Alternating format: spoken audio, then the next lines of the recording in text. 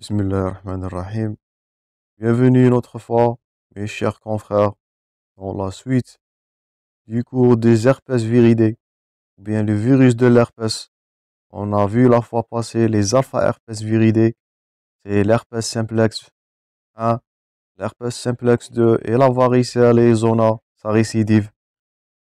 Maintenant, dans cette deuxième partie, on va voir la suite, les bêta-herpès viridés et les gamma-herpès viridés, avec le fameux cytomégalovirus, le BV l'Epstein-Barr virus et les HHV 6, 7 et 8. Donc, n'oublie pas d'abonner pour recevoir toujours les nouveautés. Les liens sont toujours disponibles dans la description. Et on commence notre cours. Commençons avec le cytomégalovirus. Donc, on est maintenant dans la bêta-herpès viridé. Le cytomégalovirus, le fameux CMVH, c'est une infection ubiquitaire et leur prévalence est d'autant plus élevée dans les conditions socio-économiques sont mauvaises. Donc, presque comme l'herpès simplex, il est relié à le niveau socio-économique. Maintenant, sa transmission peut se faire par voie aéropharyngée, sexuelle ou ce qui nous intéresse là, c'est par les transfusions sanguines non déleucocytées. Donc, dans les transfusions, le CMV est très pathogène dans les transfusions non déleucocytées. C'est pour cela on doit déleucociter les kilos sanguins avant la transfusion. Ou bien par la greffe d'organes et de mère-enfant. On a la transmission ici materne-fœtale chez le nouveau-né.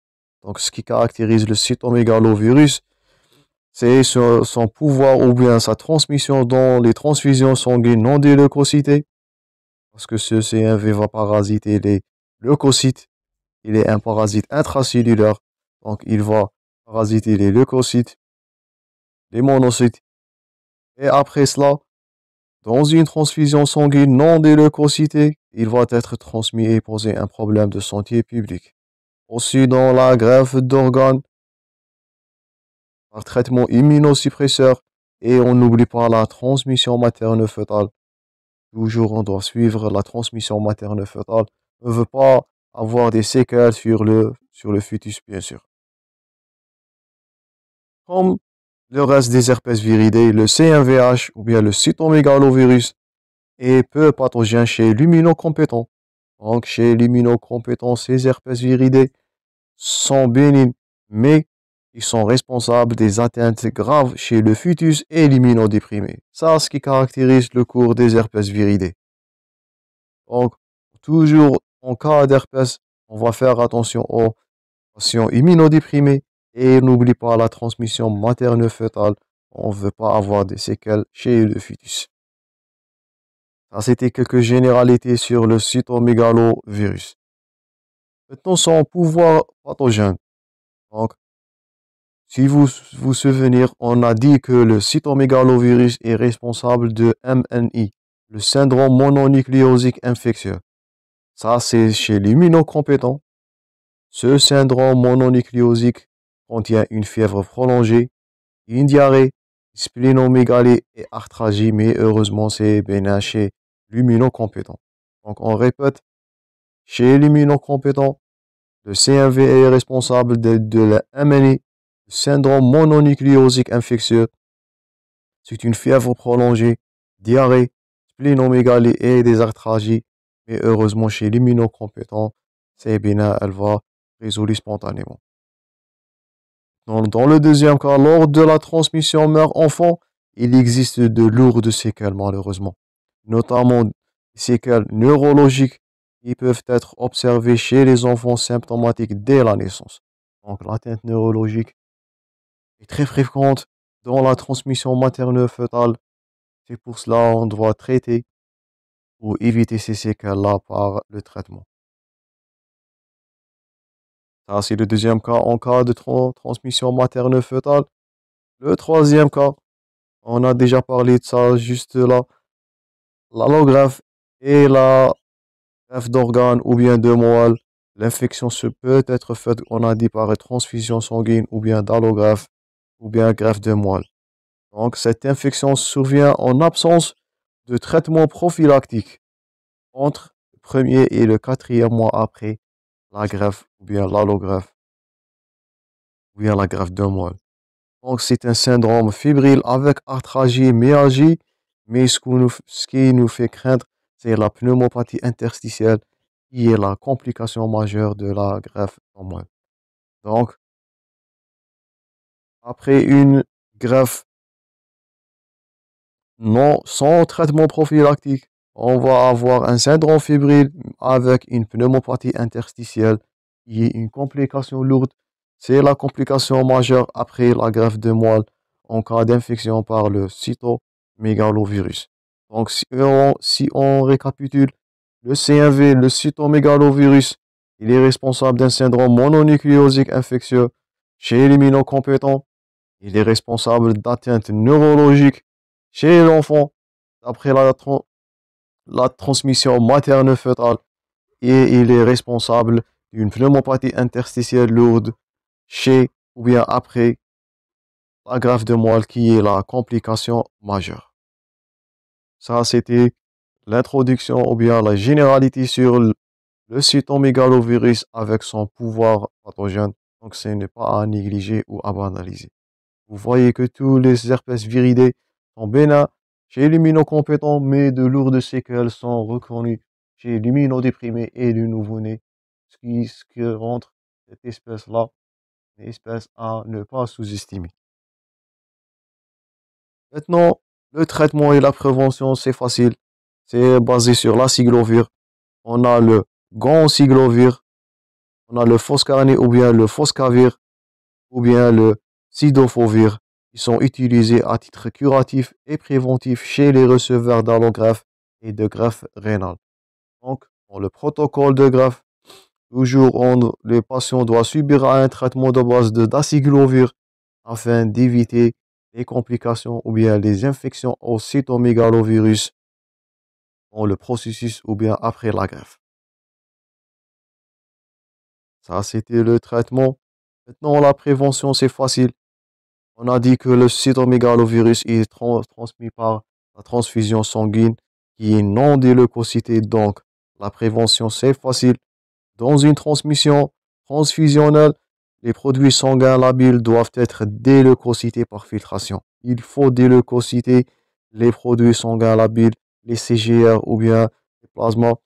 Pourquoi? Pour assurer que le cytomégalovirus n'existe pas dans ces produits labiles et il ne va pas causer des infections chez le patient ou bien chez le receveur. Donc, dans la prévention après la greffe, on est en train de répéter, c'est le jonciclovir, le valacyclovir et la prophylaxie, éviter le maximum le contact avec les patients qui ont eu des herpès ou bien de cytomégalovirus. Donc c'est facile, ça c'était brièvement le cytomégalovirus, le virus de la transfusion sanguine, le virus de l'allogreffe, le virus responsable de séquelles neurologiques, c'est la transfusion chez ou bien après la transmission materne-fœtale. J'espère que c'est clair. Maintenant, on passe à une autre espèce, ou bien un autre sous-groupe. C'est l'EBV, c'est l'Epstein-Barr virus. Donc, ce fameux EBV, il est responsable de pathologies aussi bien que chez les patients et immunocompétents que chez les immunodéprimés.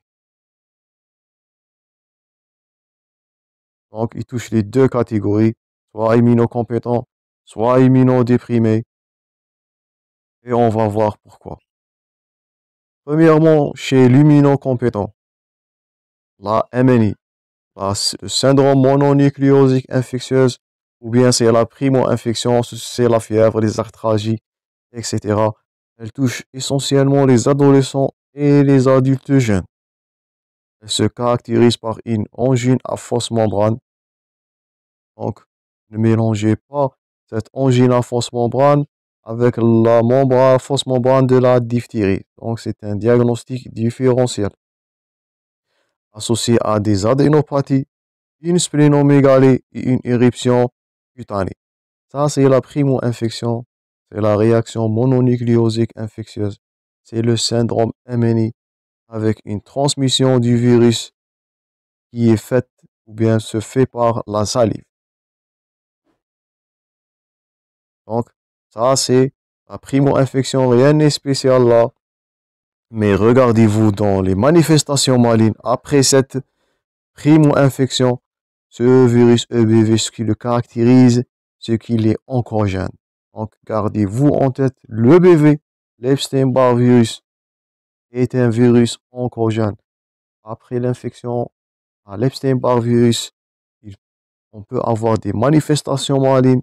C'est le fameux lymphome de Burkitt ou bien le carcinome du nasopharynx ou bien du cavum. Donc, ça, c'est une question fréquente dans les examens. Gardez-vous en tête, le BV, il est responsable de lésions soit l'immunocompétent ou bien chez l'immunodéprimé. Il a une primo-infection qui est représentée par un syndrome mononucléosique infectieux. Après la transmission par la salive, il est oncogène. Il va donner des manifestations malignes. C'est le lymphome de Burkitt, c'est le carcinome du nasopharynx ou bien du cavum. Notez ça bien en tête. Le BV, il est carcinogène. Chez les immunodéprimés, c'est plutôt grave. Les proliférations malignes sont beaucoup plus fréquentes. Donc, il est pathogène chez l'immunocompétent. Il est plus pathogène, c'est logique, c'est chez l'immunodéprimé. Voilà la fausse membrane. C'est un diagnostic différentiel avec la diphtérie. Ça, c'est le syndrome mononucléosique infectieux.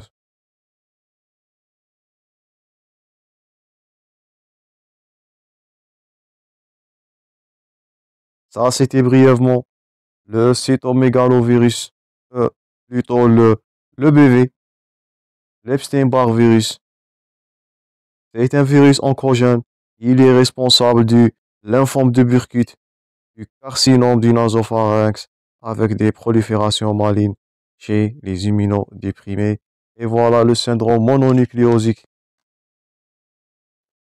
qui est illustré dans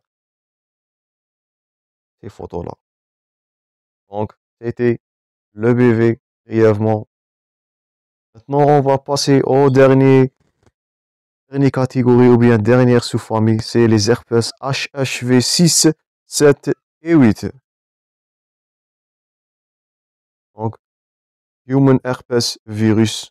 Là, rien n'est spécifique. L'HHV6, c'est une infection ubiquitaire.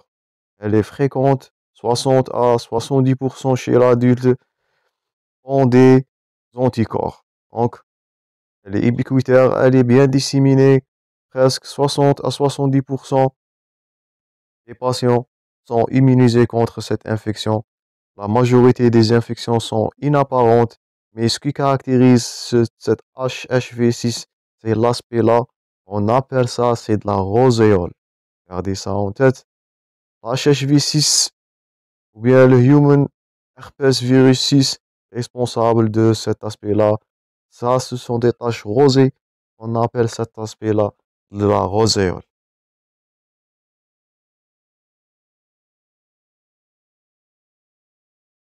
Maintenant, le 7, l'HHV7. La prévalence, elle est élevée aussi, dépassant 90% des adultes. Mais aucune maladie n'a été pour l'instant clairement associée à ce virus. Donc, l'HHV7 reste méconnu jusqu'à maintenant, jusqu'au jour-là, malgré que sa grande dispersion dans la population. Maintenant, le dernier virus, le 8, HHV8, il est associé, gardez ça en tête, à la maladie de Kaposi. Dans 100% des cas, et les lymphomes PTCRS. Donc, l'HHV8, il est aussi oncogène, Ça nous fait rappel au l'EBV, mais cette fois-là, il va donner la maladie de Kaposi avec des lymphomes B et séreuses. Comment se transmet ce virus-là? La transmission serait surtout par voie sexuelle, donc c'est une IST, avec une transmission salivaire probable chez les enfants des pays en forte pandémie. Donc, c'était brièvement les bêta herpes viridae et les gamma herpes viridae. On a vu le fameux cytomégalovirus, le BV, le virus oncogène. On a vu les deux HHV 6 et 7. Et pour le 8 qui est responsable de la maladie de Kaposi, gardez ça en tête. C'est une question fréquente. Et c'est une IST transmise par voie salivaire et qui est fortement existante dans les pays endémiques. Ça, c'était la deuxième partie des herpes viridae. On a terminé ce genre-là. J'espère la vidéo était claire. J'espère qu'elle était bénéfique. N'oubliez pas d'abonner et de laisser vos commentaires selon la qualité des vidéos. Merci pour votre attention et je vous vois prochainement, Inch'Allah. Et bon courage.